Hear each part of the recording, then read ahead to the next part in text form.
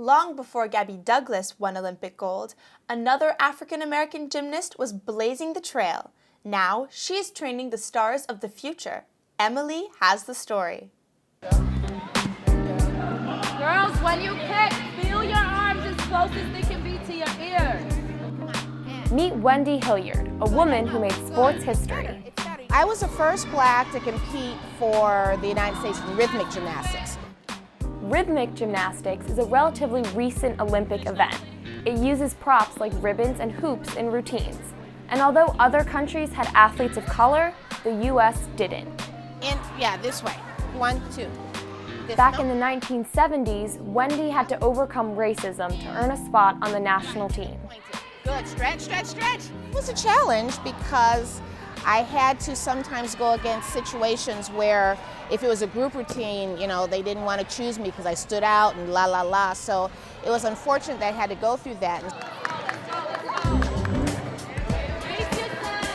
Pace yourself. Wendy succeeded. She even went on to coach the national team.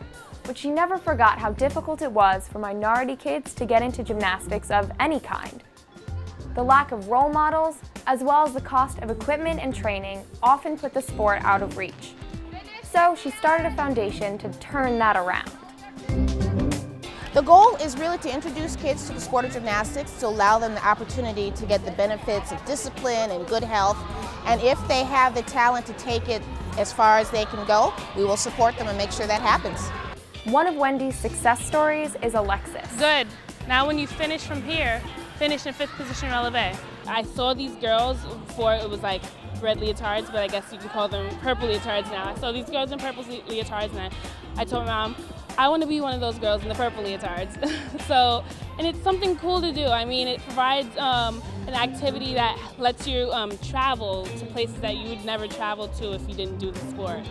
And it's really cool. Really cool for Alexis. She made it all the way to the national team. Now a coach, she's teaching not just the skills she learned, but the values as well. It takes a lot of work to make a perfect cartwheel. And if they get the discipline to do things over and over again, then that's what I'm giving them to get them a good work ethic so that they can do it in school or they do it in life. I want them to be champions, of course, but I want them to learn to appreciate hard work.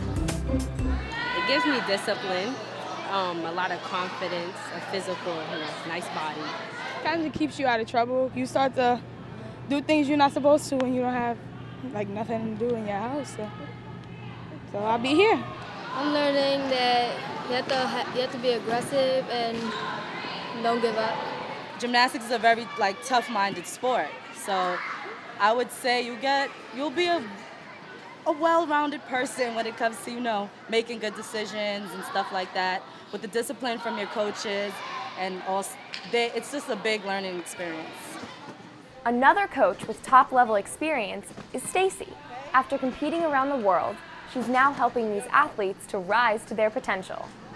And here is offers for people for free, for the community, for kids that would never have an opportunity to do this without being from some sort of background of gymnastics or knowing someone who does it. This program in Harlem started in 1996. Over the years, thousands of kids have worn the iconic purple leotards. Now, even more want to come because a gymnast named Gabby won Olympic gold. And she didn't have the kind of money and background that people usually associate with gymnastics. That made a very powerful story. So for the people that I serve, they said I can do it too. And so that's why our gyms are filling up. Dreams can come true. It takes talent, hard work, and a helping hand from caring role models like Wendy Hilliard.